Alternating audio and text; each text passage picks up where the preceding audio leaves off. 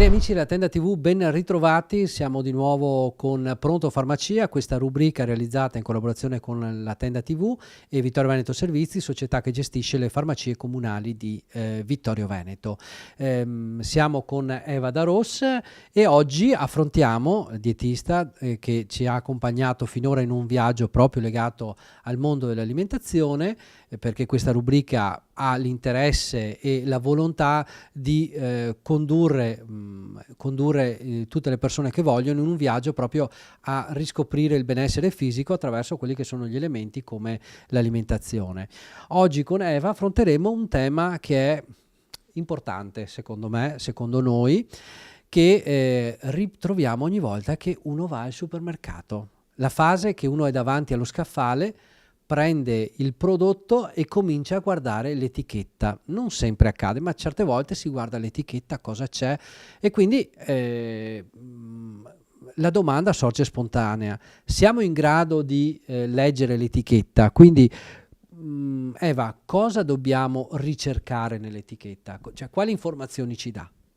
Molte indicazioni legate soprattutto agli ingredienti e poi alla tabella nutrizionale. Se noi ci fermassimo alla bella immagine di copertina, alle scritte accattivanti, potremmo prendere un abbaglio. I colori delle confezioni sono studiati per farci pensare che un prodotto sia biologico, sono studiati per darci un'immagine di freschezza, il packaging è studiato in maniera molto attenta e molto precisa per incentivare la vendita e quindi l'acquisto da parte nostra. Anche delle scritte, dei claim pubblicitari, quindi il fatto che sia definito integrale un certo prodotto. Ecco, non fidiamoci di quello che riporta il fronte del prodotto, andiamo a leggere sul retro e le due informazioni importanti sono gli ingredienti e poi eventualmente la tabella nutrizionale. Ecco, da questo punto di vista vengono riportate ovviamente le calorie, ma le calorie sono un elemento determinante per decidere se acquistare o no quel prodotto? In realtà le calorie sono un po' un'invenzione dell'uomo. Noi dobbiamo guardare ai nutrienti contenuti nei cibi, quindi guardare alla densità nutrizionale di un cibo. Se noi confrontassimo un cibo in base alle calorie prenderemo un grande abbaglio. Perché? Pensate, 100 calorie di patatine in sacchetto e 100 calorie di mandorle non sono la stessa cosa. 100 calorie di patatine in sacchetto ci danno tanta energia ma pochi nutrienti.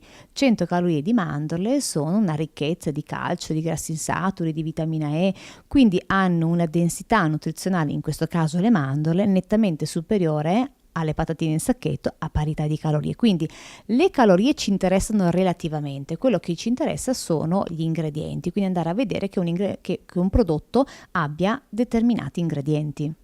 Ecco, quindi adesso abbiamo visto un po' gli aspetti importanti degli ingredienti, però adesso andiamo un po' sul pratico. Facciamo qualche esempio di prodotto comune, per esempio confrontiamo ad esempio le marmellate, le fette biscottate, lo yogurt, diciamo pure anche i cereali per la colazione, e mi soffermerei anche su un tema che è sempre più frequente, che sono i famosi burger vegetali, che sembrano il toccasana per mangiare sano. Allora, sugli ingredienti dobbiamo guardare fondamentalmente due cose. Quanti ingredienti sono presenti in un prodotto? Più la lista è lunga, più ci dobbiamo insospettire che sia un prodotto di bassa qualità, perché un buon prodotto ha bisogno di pochi ingredienti. E poi la sequenza in cui vengono elencati. Il primo ingrediente è quello maggiormente rappresentato, quindi quello con contenuto massimo. Poi si va a scendere fino generalmente agli aromi e al sale, che sono in ultima nella lista perché sono quelli in quantità inferiore. Quindi quanti ingredienti ha un prodotto e la sequenza in cui vengono elencati. Tu facevi l'esempio dei burger vegetali che vengono visti come un prodotto salutare, non sempre sono così salutari. Spesso, se voi girate la confezione e leggete gli ingredienti, hanno una lista molto molto lunga di componenti, non sempre così vantaggiosa. Un'aggiunta di glutine, per esempio, non è detto che ci faccia bene. Quindi un burger vegetale, se vuole essere un sostituto della carne, deve essere per esempio fatto con i legumi, può essere fatto con l'aggiunta di verdure, con una piccola quota di amidi, quindi patate, fecola o cereali, ma non ha senso avere liste infinite di ingredienti, quindi questi sicuramente vanno ben valutati dal punto di vista qualitativo. Poi facevi degli esempi sulla marmellata, sulle fette biscottate. Ecco, sulle marmellate noi dovremmo guardare che il primo ingrediente sia la frutta e poi eventualmente venga lo zucchero, non come tante volte accade, prima lo zucchero e poi la frutta, o spesso lo zucchero in più forme, quindi c'è uno sciroppo e c'è anche uno zucchero aggiunto e poi arrivano magari l'addensante o altri ingredienti. Quindi un prodotto di qualità ha pochi ingredienti e nella giusta sequenza. Le fette biscottate, ad esempio, vogliamo le fette biscottate integrali perché oggi la raccomandazione del mangiare integrale è molto, molto sentita e spesso proposta anche da noi operatori del settore. Mangiare integrale però significa mangiare un vero cibo integrale. Spesso invece l'integrale è fatto assemblando la farina bianca con un po' di crusca. Non è una vera farina integrale lavorata e trasformata in fette biscottate, quindi andare a leggere tra gli ingredienti che non sia un ricostituito ma che sia una vera farina integrale può fare la differenza.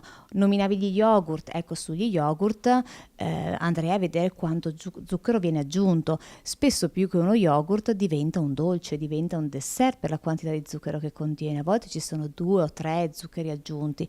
Uno yogurt dovrebbe essere assunto bianco, comprato bianco e poi eventualmente addizionato con la frutta di stagione o la marmellata fatta in casa, ma gli ingredienti, ecco, anche in questo caso sono fondamentali da controllare. Nominavi i cereali per la colazione, anche qui un tripudio di zuccheri. Se noi andiamo a guardare i più famosi cereali per l'infanzia hanno tantissimo zucchero, quindi sugli ingredienti direi la sequenza con cui vengono elencati e la quantità di ingredienti che vengono aggiunti. Bene, direi che anche in questa occasione abbiamo potuto apprezzare degli insegnamenti che ci hai dato oggi, Eva, quindi mi raccomando, se andate al supermercato non è che adesso non potete più guardare l'etichetta, ma cercate di guardarla nel modo corretto, quindi vedere quanti ingredienti ci sono, la sequenza che viene indicata, e quindi naturalmente se vedete tanti zuccheri sotto mentite spoglie, forse quel prodotto non è proprio così salutare come ce lo vorrebbero come ci vorrebbero far credere. Con questo noi concludiamo anche questa puntata di Pronto Farmacia. Grazie Eva per essere stata con noi. Vi diamo naturalmente appuntamento alle prossime edizioni di Pronto Farmacia. Ricordiamo rubrica realizzata in collaborazione con la Tenda TV che ci ospita e ci dà spazio per parlare di salute e benessere, e con la collaborazione di Vittorio Veneto Servizi, società che gestisce le farmacie comunali di Vittorio Veneto.